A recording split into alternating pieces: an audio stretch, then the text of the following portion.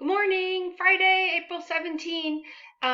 This week went fast for me. I don't know why, but it sure seemed like it did. I remember it seemed like just 2 days ago I was writing Fridays and 5 more days, and here it is. Hope you guys went to chapel yesterday. That was Mr. Weiner doing chapel at 2 o'clock.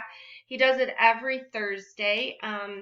Yeah, I hope that you're taking advantage of that too. I wanted to just spend a few minutes on this story because it's what's been on my mind all week. And it comes from John 21. Jesus appears to Thomas. Now, Thomas, one of the 12, was not with the disciples when Jesus came.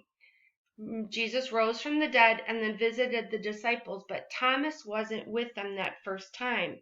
So the other disciples told him, "We have seen the Lord." But he said to them, "Unless I see the nail marks in his hands, and put my finger where the nails were, and put my hand into his side, I will not believe it." A week later, his disciples were in the house again, and Thomas was with them. Though the doors were locked, Jesus came and stood among them and said, "Peace be with you." Then he said to Thomas, "Put your fingers here. See my hands?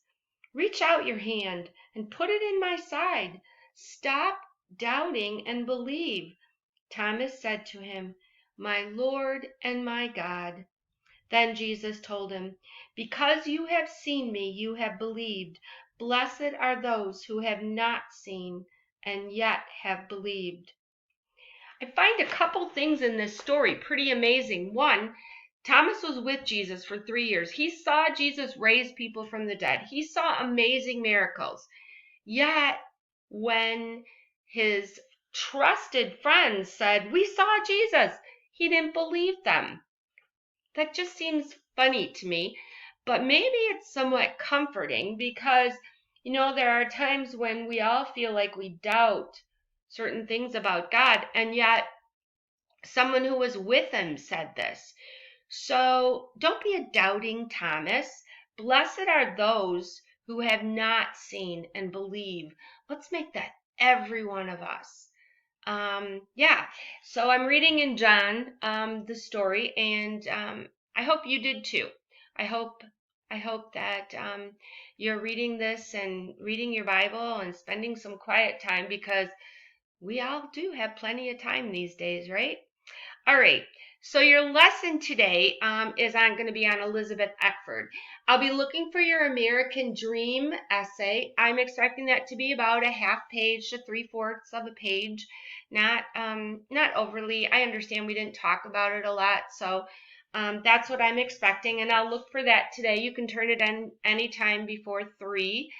Um, I'm going to give you an assignment. It's a primary source on Elizabeth Eckford. It's 4 questions. I really want that done and turned in to me before Monday at noon because I'm going to schedule later on today for you guys Google Meets so that way we can talk about Elizabeth Eckford and how amazing this whole story was.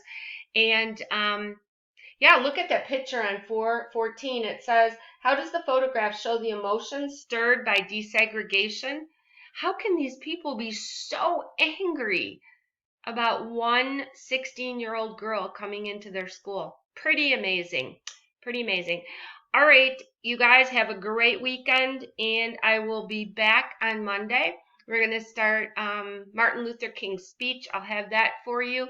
So if you're getting behind in school, let me know, and we'll see what we can do about it. But it seems like everybody is keeping up, and you guys all told me it's working out for you. So, okay, see you later. Have a great weekend.